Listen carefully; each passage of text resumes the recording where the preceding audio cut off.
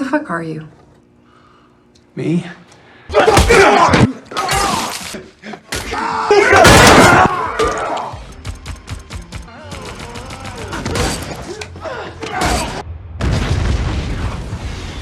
Me, I'm nobody.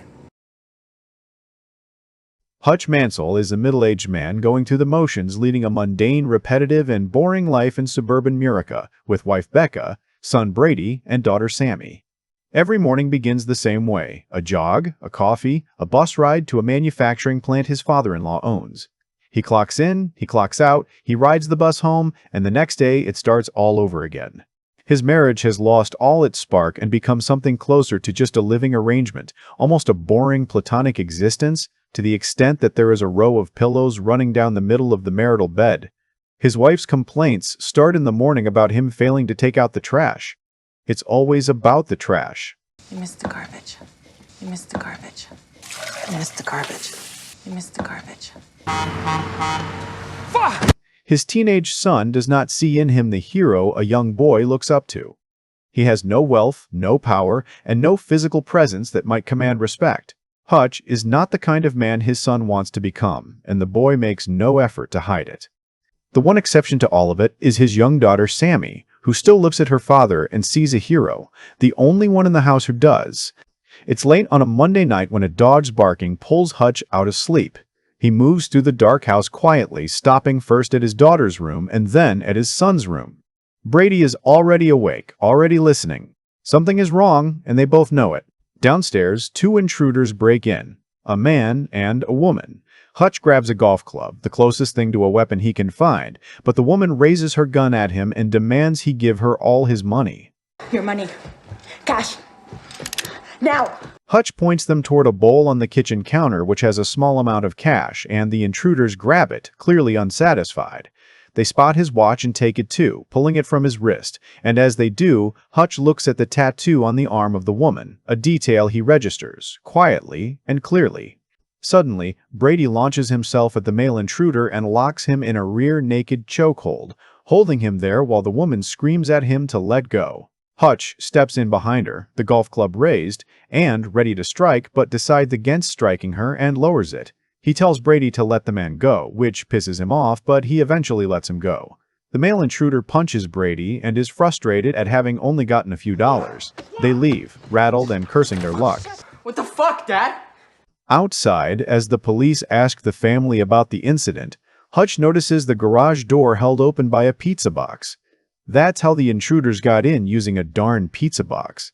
Hutch stands there looking at it and cursing himself to have let this happen to his family. One of the cops tells him he did the right thing by not using the golf club against the intruders. The other cop, however, has a different opinion. You know, if that was my family... Hutch, unable to sleep, gets out of bed and walks down to the basement and lies down on the couch, staring at a picture of his wife. His daughter, clearly disturbed by the incident, comes downstairs and curls up beside him. You scared? Why would I be? You're here. The next morning, the garbage truck's beeping pulls Hutch out of his sleep. He rushes out just to watch it drive away, like usual. Another day, and the same result. With no other option left, he gets back into his routine. The jog, the pull-ups, the coffee. At the breakfast table, Brady mentions that he has a report to write on veterans and asks his father about his days in the Army. Hutch tells him he was just an auditor, a literal nobody. Brady's disappointment of his dad's dreary life doesn't need words. Becca steps in and suggests he talk to her brother Charlie, a real soldier, and Brady mentions he's already left his Uncle Charlie a message. This hits Hutch like a gut punch. His son went to his uncle first and only thought to ask him after the fact. Regardless, Hutch tells Brady he could also speak to his grandfather, who actually saw some real action in his days. But Brady walks out without a word, and Becca, as usual, nags Hutch about the garbage. You missed the garbage. Sammy gives her dad a hug before leaving. It's the only unconditional love and affection he gets at home. Outside, their neighbor catches Hutch on the way out. He's a loud, self-absorbed, cocky man and tells Hutch that he almost wished the intruders had come to his place instead so that he could have had some action. He then climbs into his muscle car his late father left him and drives off. For Hutch, standing there in the aftermath of a break-in, a breakfast that went sideways, and a garbage truck he missed. Again, and watching his neighbor live the dream middle-aged life is just becoming too much to bear. Hutch arrives at work like usual, where Charlie, his brother-in-law, meets him and tells him that Brady had called and filled him in with the previous night's incident. He is a typical bratty, roid-raged dude who puts on a facade of being hardcore. He tells Hutch that he should have taken a swing at the intruders when he had the chance, and then draws a gun at him and then hands it over as a gift. He sees Hutch as less of a man who can't even protect his own family. So, keep my sister safe, bro. Hutch puts the gun inside a box in the freezer and walks to his cabin. In the hallway, he runs into his father-in-law, Eddie, and the conversation eventually turns to the offer Hutch has put on the table to buy Eddie and Charlie out of the business. Eddie's answer is what it always is. He'll sell, but only if the number is exceptional, and Hutch's offer is not. Hey, Hutch. I'm rooting for you. Hutch sits alone in his office, going over the events of the previous night and quietly measuring how his life has settled into its current state. Suddenly, he gets up, locks the cabin door, and switches on the radio. A man's voice filters through the static, requesting a clear account of the previous day's incident, and Hutch lays out the details. He reports 2 intruders in their late 20s, a man and a woman who arrived visibly scared and desperate, and he specifies that the woman was armed with an old .38 Special Smith & Wesson. The firearm was completely empty, which is precisely why he never swung the golf club at her and simply let them walk out. Now I know why you didn't do what you didn't do. Hutch boards a bus to visit his father at the senior care center, where the two share dinner while an old classic movie plays in the background. He returns home just in time to see his wife preparing the table for dinner. His daughter announces that her kitty cat bracelet is missing and wonders whether the intruders took it. Something deep inside Hutch changes hearing this, and he simply walks out of the house, travels back to his father's room at the facility, and retrieves his dad's old FBI badge and a gun loaded with several bullets from a box inside the closet. There's this thing I gotta do. Then you best go do it. Hutch, speaking to an unknown man on the radio, his keen observational skills, taking his dad's old badge and gun, dismantles the image of Hutch as a subdued, middle-aged office worker, revealing an adventurous past and a deliberate attempt to lead a life of a nobody. He steps out into the night and moves through the city, questioning the artists at multiple studios about the tattoo he spotted on the intruder's hands, though none of them are aware of it.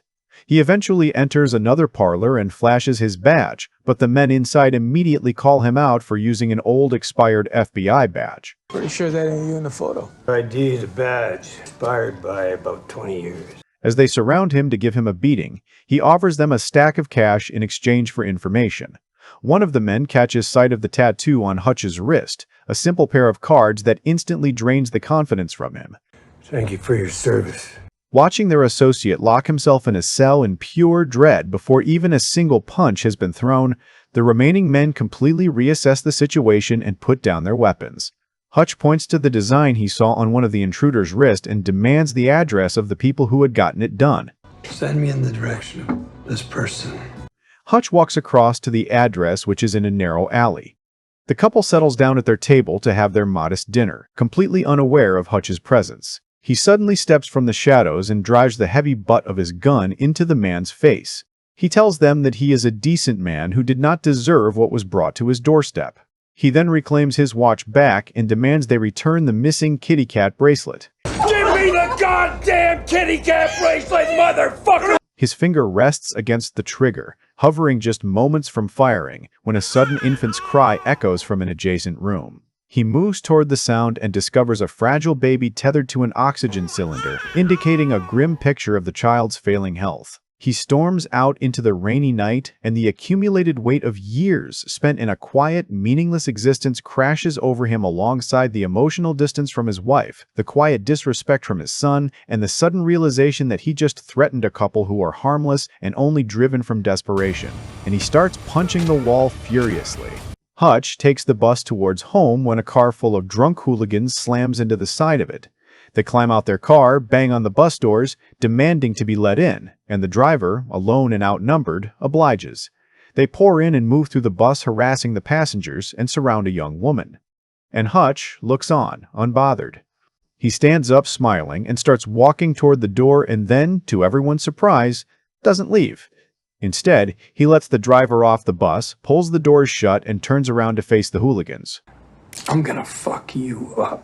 He walks towards them without hesitation, and the fight begins. He throws punches, gets punched back himself. He gets stabbed but continues to break some arms and legs and gets kicked and falls down on the seat. He then slips his watch over his knuckles like an improvised knuckle duster, pulls out the knife from his body, and one by one he works through the hooligans, taking punishment and dishing it back in equal measure until he gets thrown off the bus. My teeth. His back. Nose is broken. He gets back up and walks back into the bus like a man possessed. And whatever was holding him in check before is no longer active. There is something alive in his eyes now, something that says he is enjoying this. The hooligans are confused and scared looking at this lunatic of a man. He moves through the men, stabbing them like he's been trained in combat, dropping each one until the bus is quiet and every one of them is on the floor. One of the hooligans desperately tries to use Hutch's gun, but Hutch beats him up with one of the bus grab pole. A group of large, unruly men dismantled by a middle-aged office worker. Turns out Hutch knows how to take out the trash after all. Sorry about the mess. Hutch walks through the front door looking like he had a wild night out. Becca is at the kitchen counter, and one look at him tells her that whatever happened tonight was not the usual. She tends to his wounds without a word about how he got them, and somewhere in the quiet of that, Hutch tells her that he misses her, and that it has been a long time since they were close with each other. Remember who we used to be?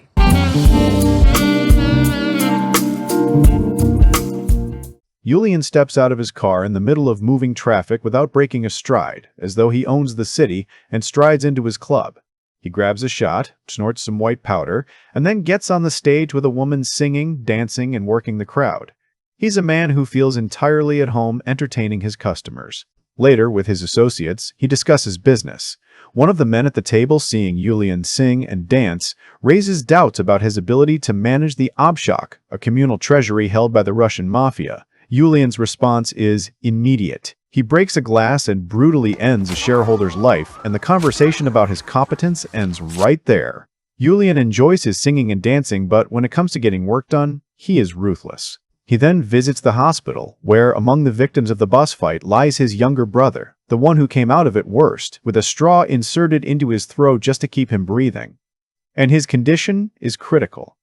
Yulian turns to the others in their hospital beds and demands to know who did this, who was able to beat them all to pulp single-handedly.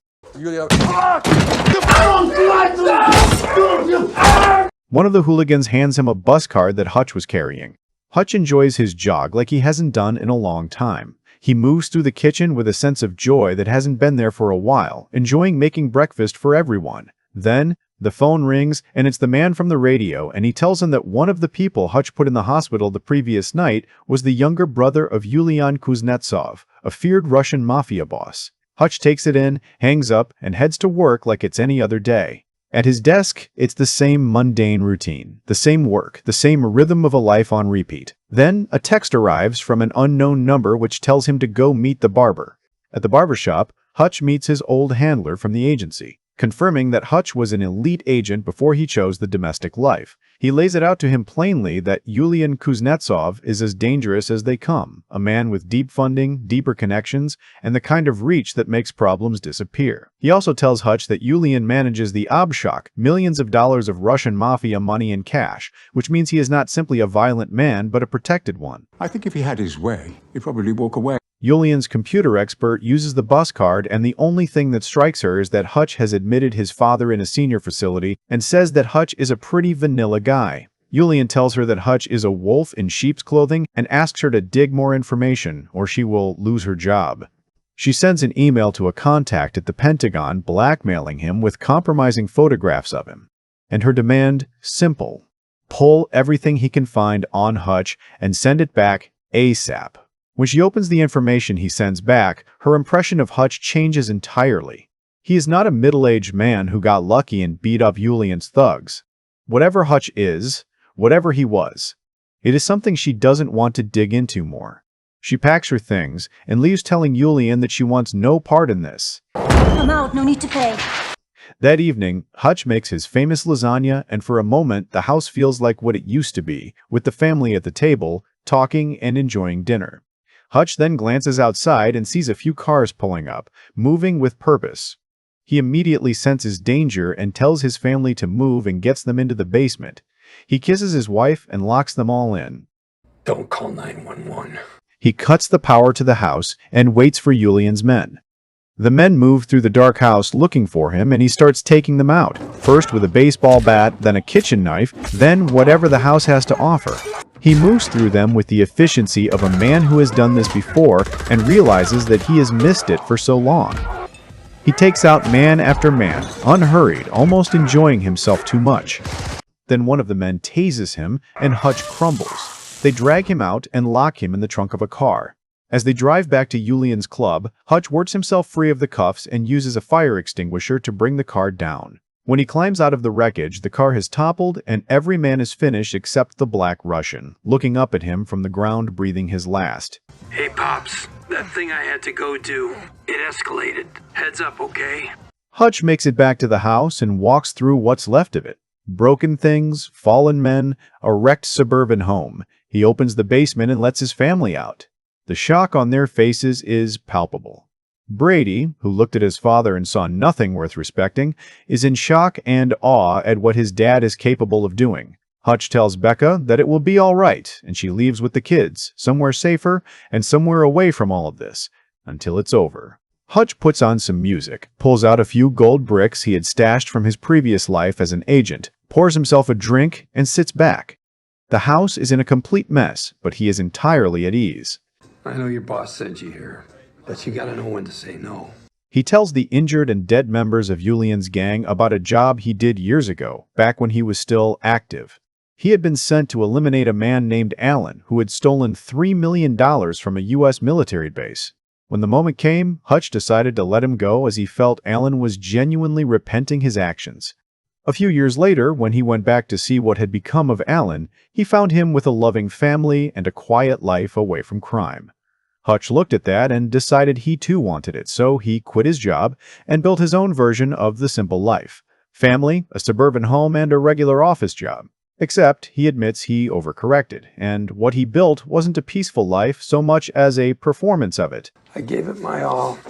Deep down, I always knew it was a facade. He sets his house on fire and walks out with a bag containing some cash and the gold bricks. Outside, he decides to let his own car be and breaks into his cocky neighbor's muscle car instead.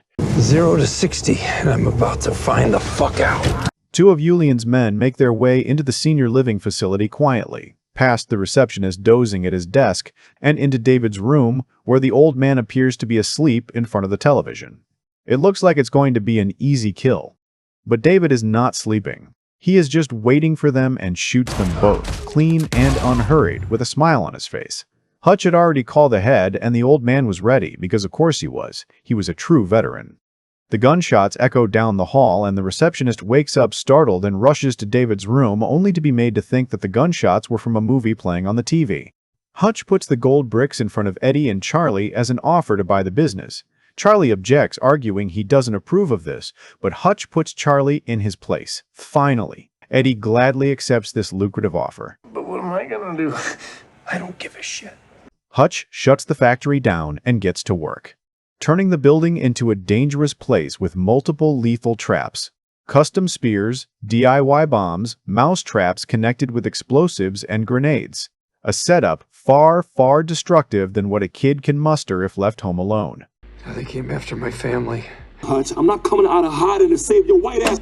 Hutch then drives into the city and enters Yulian's building where all the Obshok money is kept, moving through it methodically, taking out man after man while Yulian holds court at the club, singing, performing, working the crowd, entirely unaware of the damage Hutch is doing. He finds the Obshok fortune, millions of dollars in cash, the lifeblood of the Russian mafia's operations, and sets it on fire. He then walks out, unhurried, as though it was not even a challenge.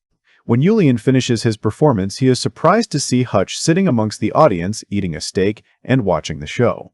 Yulian approaches him, and his men close in around the table and tells Hutch that he has some nerve showing up there. Hutch gingerly lifts the napkin in front of him to reveal a claymore mine, with a wire running from it to his fingers, a threat. Yulian and his men understand very well.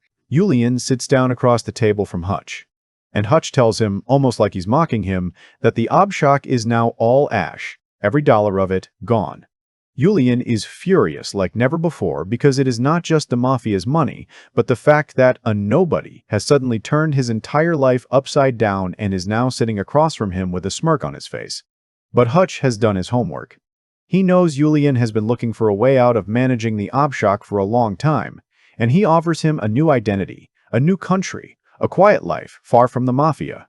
The same exit Hutch himself once envied in another man. Think it over. I'll be nearby. Hutch walks out of the club, gets into the muscle car, and sits there with his fingers crossed, hoping Yulian gives him a fight and doesn't give up. Moments later, Yulian comes through the doors looking for him and orders his men to bring the cars. Hutch, a middle-aged man in a stolen muscle car deliberately provoking a Russian mafia boss, enjoys every second of it. The chase that follows is fast and furious, and Hutch loves it, feeling fully alive in a way the morning bus commute never allowed. He leads them to his factory. Yulian and his men pour in after him and start firing at Hutch. A Russian mob versus a single middle-aged man. Hutch gets shot and takes cover behind a car.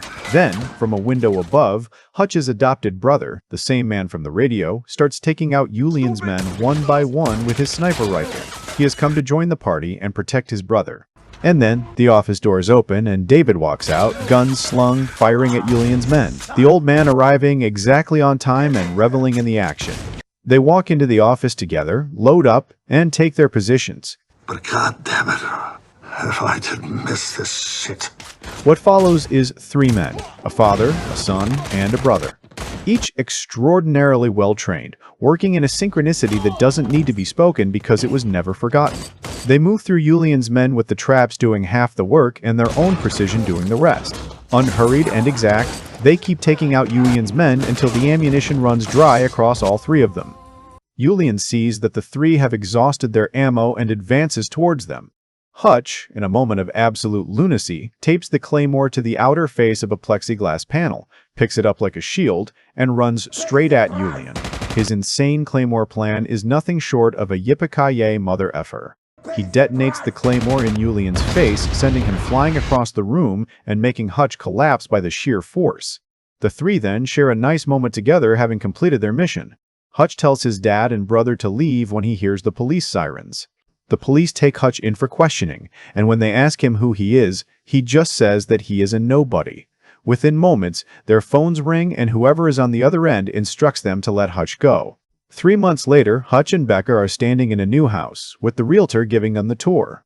The realtor's phone rings, and it's a call from an unknown number asking for Hutch. Hutch listens, and... Does this house have A basement. If you enjoyed this recap, please like the video, share it with someone, and subscribe to the channel for more stories like this.